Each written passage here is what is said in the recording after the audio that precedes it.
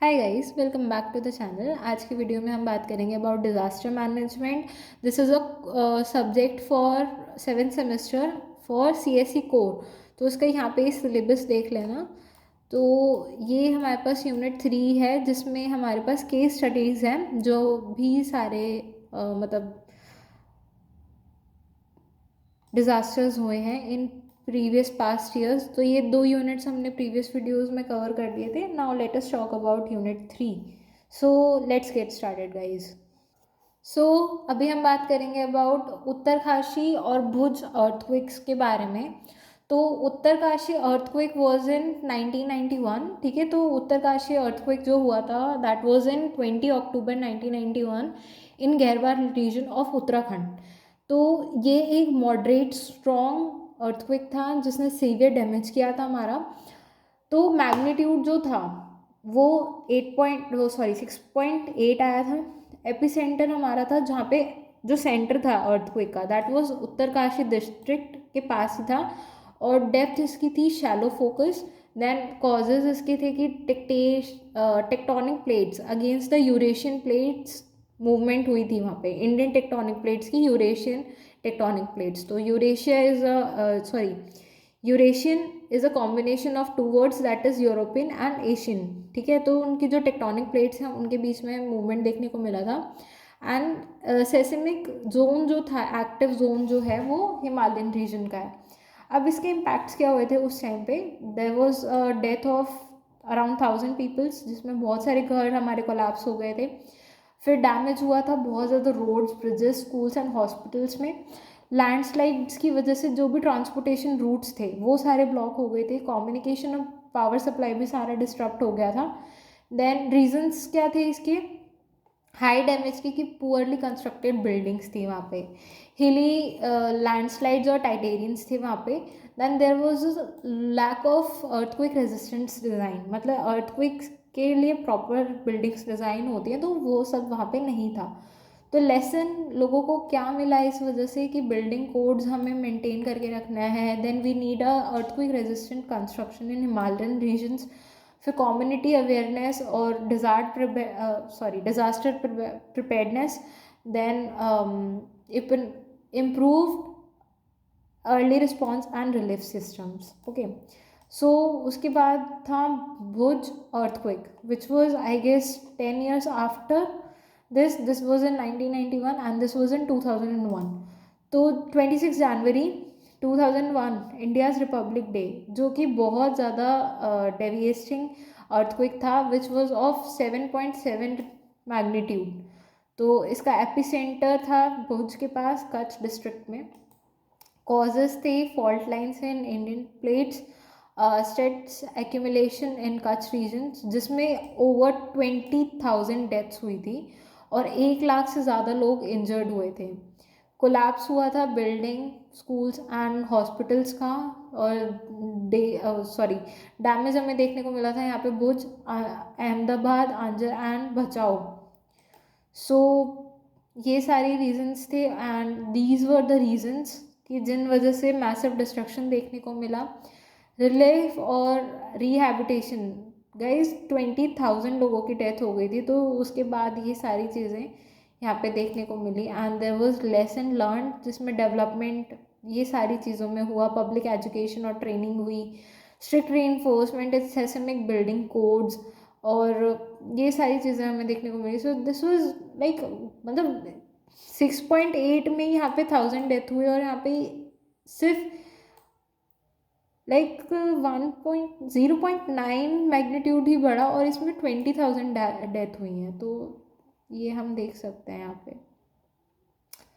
Then next case study है about Kedarnath landslide and Kerala floods. तो Kedarnath landslides में आई गेस हम सारे बहुत छोटे थे। सो मेरे को अभी भी याद है कि वहाँ पे बहुत गंदा हुआ था, कि लोगों के साथ तो बहुत ही ज़्यादा ही गंदा हुआ था वहाँ पे। सो केदारनाथ डिज़ास्टर के बारे में हम देखते हैं। तो it happen in June 2013। Okay, 2013 में, जिस वजह से वहाँ पे फ्लड आ गई थी। तो लैंडस्लाइड्स हुए थे वहाँ पे बहुत ज़्यादा, जिसमें extreme rainfall, cloud burst, flash floods और लैंडस्लाइड्स देखने को मिले थे। कॉजेज़ थे उसके बहुत ज़्यादा कि हैवी रेनफॉल या बादल फट रहे थे वहाँ पे बहुत ज़्यादा, ठीक है। Sudden release of water from Chorabari glacier lake, steep Himalayan terrains, deforestation, unplanned construction, weak disaster preparedness, जिसमें अराउंड 5 लाख लोगों की डेथ हुई थी और काफ़ी लोग मिसिंग हो गए थे। विलेजेस, रोड्स, ब्रिजेस, बिल्डिंग्स, सब चीज़ों का मैसिव डिस्ट्रक्शन हुआ था। Pilgrim standards, communication system collapse, मतलब वहाँ पे केदारनाथ में मंदिर है बहुत फेमस, तो उसमें भी बहुत हुआ था, बहुत गंदा हुआ था उस टाइम पे भी। सो रीजन्स फॉर हाई लॉस इसमें कंस्ट्रक्शन नियर रिवर बैंक्स, मतलब जो लोग थे ना वो ऑलमोस्ट रिवर के आसपास ही बसे हुए थे, जो गंगा रिवर्स है उसके आसपास ही बसे हुए थे, तो इस वजह से भी दिक्कत हुई थी। Large number of pilgrims during peak season, मतलब जो लोग थे ना वो पीक सीज़न, क्योंकि गर्मियों में छुट्टियां बहुत होती तो वहाँ पे बहुत ज़्यादा लोग भी उसी टाइम पे थे, जून में। और लेसन इसलिए वहाँ पे रन हुआ, सॉरी, लेसन लर्न ये था वहाँ का कि एक तो फ्रेजाइल इकोसिस्टम में जो टूरिज़्म था वो पूरा मॉनिटर किया गया था। Then early warnings and weather monitoring systems, disaster resilience infrastructure, तो ये सारी चीज़ें वहाँ पे की गई थी। Then we have Kerala floods in 2018, तो वर्स्ट फ्लड्स वहाँ पे देखी गई थी अराउंड द सेंचुरी, जिसमें हैवी रेनफॉल ऑलमोस्ट, मतलब अफेक्ट किया था उसने ऑलमोस्ट पूरी ही स्टेट को, जिसमें बहुत ज़्यादा एक्सट्रीमली प्रोलॉन्ग्ड हैवी रेनफॉल्स देखी गई थी। मल्टीपल डैम्स में से पानी बहुत ज़्यादा जल्दी रिलीज़ कर दिया गया था। तो इम्पैक्ट इसका ये था कि 400 डेथ हुई थी। ऑफकोर्स 400 तो नहीं होंगी, क्योंकि अगर 1 मिलियन लोग, 10 लाख लोग डिस्प्लेस हो गए तो 400 डेथ कैसे हो सकती हैं, बहुत ज़्यादा डेथ हुई होंगी। फिर डैमेजेस जो था हाउसेस का, रोड्स का, रेलवेज़ का, एग्रीकल्चर का, ये बहुत ज़्यादा हुआ था। Then there was huge economic loss in thousands of crores, मतलब बहुत ज़्यादा इकोनॉमिक लॉस हुआ है वहाँ पे। फिर रिलीफ और रिस्पॉन्सेज में, जिसमें एनडीआरएफ, आर्मी, नेवी, एयरफोर्स, सारी रेस्क्यू टीम्स आई वहाँ पे। फिशरमैन जो थे उन्होंने बहुत ज़्यादा एक मेजर रोल प्ले किया in rescue operations. Relief camps setup हुए थे across the state. Scientific dams और मैनेजमेंट कोऑर्डिनेशन, ये सब लेसन्स लोगों ने लर्न किए उस टाइम पे। Protection of wetlands and flood plains, then we have community participation in disaster response, strengthening climate resistant planning. Okay guys, so ये है। then we have cyclone Fani and Amphan. I don't know what all these things are, I guess ये जगह के नाम है Fani, maybe I am pronouncing it right or not। तो 2019 में हुआ था, तो this was in Odisha, May 2019। It was one of the strongest flood hit the Indian east coast. तो वहाँ पे क्या हुआ था, it was formation of warm bay of Bengal waters than high sea temperature and favourable atmospheric conditions. Impact इसमें ये हुआ था कि जो विंड थी वो 2000 किलोमीटर्स पर आवर की स्पीड पे थी। देन हाई स्केल इसमें आपके houses, power lines, trees and roads को देखने को मिला, जिसमें जो सीवियर इम्पैक्ट एरियाज थे वो ये सारे थे, जिसमें पूरी भुवनेश्वर एंड कोस्टल रीजन्स हमें देखने को मिले, ठीक है। Then disaster management and lessons, timely early warnings, requisition of over 1 million people, reduced loss of life due to effective preparedness. Okay, so cyclone Ampharan, I don't know where it is, so okay, तो ये भी वहाँ पे ही हैं सारे areas, which is West Bengal and Orissa में in 2020 during covid pandemic के टाइम पे हुआ था ये। तो इसमें ओशन टेम्परेचर्स बहुत ज़्यादा गर्म और थे, और rapid intensification of over bay of Bengals. तो इम्पैक्ट क्या हुआ था, severe damage in Kolkata and Sundarbans, destructions of embankment and coastal villages, massive powers and communication failures, high economic losses. Challenges इसमें ये थे कि एक तो पहली बात जो कोविड-19 भी था उस टाइम पे, तो एक इंस्ट्रक्शंस थे वहाँ पे कि मतलब इतने ज़्यादा लोग ओवर क्राउडेड हो रहा था, शेल्टर्स भी, तो मतलब भाई मैं सोच रही इसके बारे में ना, मेरे को भी नहीं पता, ये मैंने पहली बार ही सुना है। क्योंकि गाइज ये ना मेरा सब्जेक्ट है नहीं, but I am very disappointed by listening this कि 2020 में लोग, मतलब मैं सोच रही हूँ कि कैसे मैनेज कर रहे होंगे, but because it was the time when covid was at its peak, तो बहुत ज़्यादा हाई डेथ्स रेट चल रहा था उस टाइम पे। Okay, then we have Bihar floods. Bihar floods एक रिकरेंट डिज़ास्टर है, जो हमने पिछली वीडियोस अगर आपने मेरी देखी हो तो हमने उसमें पढ़ा था रिकरेंट डिज़ास्टर्स क्या होते हैं, कि ओवर टाइम ओवरली ऑलमोस्ट हर साल वहाँ पे ऐसी चीज़ें होती हैं। तो बिहार भी एक हाईली प्रोन फ्लड एरिया है, जहाँ पे ऑलमोस्ट हर साल आपका फ्लड्स आपको देखने को मिल रहे हैं। तो इसके कॉजेज़ क्या होते हैं, एक तो बहुत ज़्यादा हैवी मानसून वहाँ पे रहता है, जो रिवर्स होती हैं वो सेडिमेंट लोड लेके चलती हैं। मतलब सेडिमेंट इसका मतलब होता है कि बहुत ज़्यादा पत्थर वत्थर या छोटे छोटे पार्टिकल्स वो अपने साथ लेके चल रही हैं, ठीक है। Poor drainage and flood plans encroachments, ये सारी चीज़ें, ये इसके कॉजेज़ रहते हैं कि वहाँ पे ऑलमोस्ट हर साल वहाँ पे फ्लड्स हमें देखने को मिलती हैं। Then we have impact and damage, तो large scale of displacement of population, damage to crop and life stock. Life stock होता है कुछ, जब भेड़ बकरी गाय ये सब होता है, ठीक है। तो फिर है हमारे पास नेक्स्ट है spread of water borne diseases, मतलब जो पानी से डिजीजेस होती हैं उसका भी बहुत ज़्यादा स्प्रेड हो रहा है। Then we have economic losses and poverty, बहुत ज़्यादा गरीबी वहाँ पे देखने को मिलती है। उसके बाद या फिर इकोनॉमिक लॉसेस, जो घर वगैरह होते हैं वो भी सारे बह जा रहे हैं पानी में, तो ये सारी हमें चीज़ें देखने को मिलती हैं। तो लेसन्स इसमें ये रहता है कि फ्लड मैनेजमेंट प्लानिंग अगर वहाँ पे हो, रिवन बेसिन्स बनाए जाए कि और कम्युनिटी का पार्टिसिपेशन ज़्यादा चाहिए, कि लोगों को ये समझना चाहिए that they need to stop this, मतलब उसको किसी तरह मैनेज करना उनको आना चाहिए। ओके गाइज, नाउ अब बात करते हैं हम अबाउट कोविड-19, जो बहुत ज़्यादा अभी का ही है आई गेस, इसके बारे में तो सभी लिख सकते हैं पेपर में तो कोविड-19 पैंडमिक वाज फ्रॉम 2019 टू 2022, ठीक है। आई गेस जब हम सब ने कॉलेज ज्वाइन करे थे तभी तभी भी था इम्पैक्ट, बट इतना ज़्यादा नहीं था।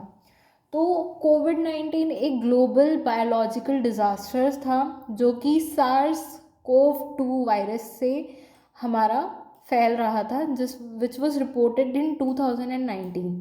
तो इसके इम्पैक्ट्स ये हुए थे कि मिलियंस ऑफ डेथ हुई, एक तो worldwide, overburdened health care system, lockdown affected economy and education, mental health issues and unemployment. तो ये सारी चीज़ें हमें देखने को मिली कि लॉकडाउन हुए, फिर बहुत ही ज़्यादा डेथ हुई। इवन मैं अपनी फैमिली में बात करूँ तो हमारी फैमिली में बहुत ज़्यादा लोग चले गए उस टाइम पे।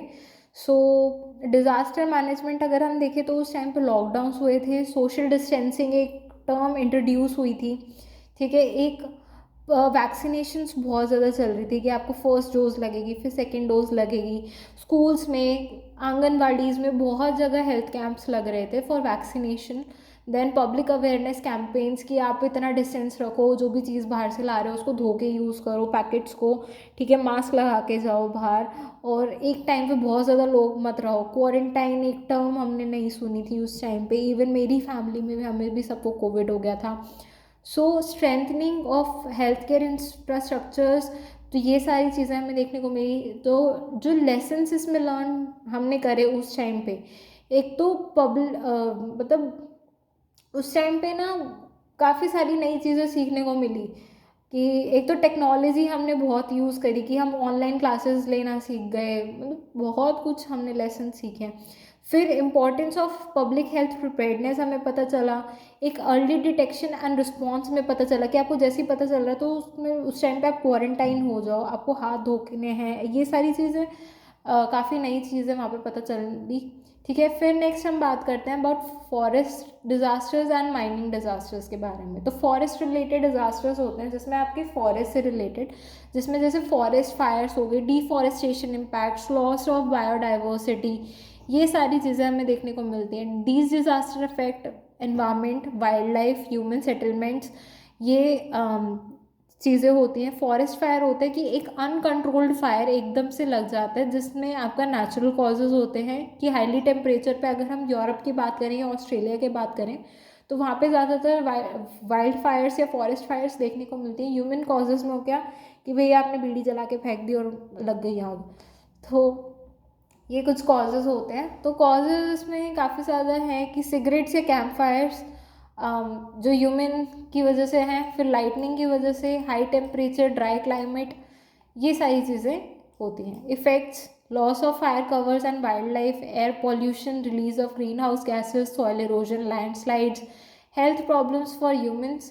Preventions: early fire detection systems हम लगा सकते हैं, fire lines, control burning, awareness among local communities, proper forest management, ये सारी चीज़ें। Okay, then we have deforestation related disasters, जिसमें अगर हम डिफॉरेस्टेशन होता है तो इस वजह से क्या चीज़ें होती हैं। तो there are 4 things that might happen because of deforestation, जिसमें flood, landslides, climate change, desertification, ये सारी प्रॉब्लम्स हमें देखने को मिलती हैं। Then we have mining disaster. Mining disaster होता है जब आप बहुत ज़्यादा एक्सट्रैक्शन ऑफ मिनरल्स करते हो, उस वजह से causing of loss of life हमें देखने को मिलता है, इन्वायरमेंटल डैमेजेस देखने को मिलते हैं। ठीक है, देखो कॉजेज इसके क्या रहते हैं। एक तो कई बार होता है कि ना कुछ लोग काम कर रहे हैं माइनिंग टनल्स में और वो एकदम से गिर जाए, ठीक है, तो जो भी मजदूर वगैरह जो भी थे उसके अंदर, तो उनकी लाइफ लॉस हो सकता है। Then we can also see the gas explosion, जिसमें methane, that is the highly poisonous gas, तो गैस एक्सप्लोजन हमें देखने को मिल सकता है। फ्लडिंग देखने को मिल सकता है ऑफ माइंस, जहाँ पे कि एकदम से पानी आ गया, ठीक है। Poor safety measures, illegal minings की मतलब लीगल नहीं है but they are still doing that. फिर इफेक्ट्स इसमें रहता है death and injury of workers, कि जो काम कर रहा है माइनिंग में उसको इंजरी है, उसकी डेथ हो गई। फिर लॉन्ग टर्म हेल्थ इशूज़, जिसमें लंग डिजीजेज रहती है कि आपको सफिशेंट अमाउंट ऑफ ऑक्सीजन नहीं मिला, या you are working under highly poisonous gases that causes lung diseases. Land degradation, water pollution, ये सारे इसके इफेक्ट्स रहते हैं। Example: coal mining incidents, underground gas explosions, mine flood incidents. Okay, so ये सारी चीज़ें हैं। Then there are prevention and mitigation methods, जिसमें एफॉरेस्टेशन, डिफॉरेस्टेशन आप कर सकते हो फॉरेस्ट रिलेटेड, और माइनिंग रिलेटेड डिज़ास्टर्स में आप क्या कर सकते हो, enforcement of safety measures, regular inspection of mines, मतलब जो इंस्पेक्टर्स हैं या फिर जो भी माइनिंग से रिलेटेड जो भी अथॉरिटीज़ हैं, they can do regular inspection of mines, so that कि ये चेकआउट हो सके कि कोई इलीगल काम तो नहीं हो रहा वहाँ पे। प्रॉपर वेंटिलेशन, गैस मॉनिटरिंग हम कर सकते हैं। जो भी हमारे माइन वर्कर्स हैं, we can provide them with some sufficient and good amount of training, so that कि हम उनकी लाइफ के साथ खिलवाड़ ना करें। Use of modern mining technologies. So guys, इस वीडियो में हमने काफ़ी सारी चीज़ें पढ़ी, इवन मैंने भी काफ़ी सारी नई चीज़ें पढ़ी, दो this is not my subject. So I hope आपको वीडियो अच्छा लगा होगा और थोड़ा बहुत या नॉलेजेबल लगा होगा guys, and thanks for watching. Video अच्छा लगा हो तो प्लीज़ लाइक करना, चैनल को सब्सक्राइब करना और वीडियो को ज़्यादा से ज़्यादा शेयर करना। And guys, thanks for watching, अगर आप अभी तक हो वीडियो में तो। Okay, thank you guys.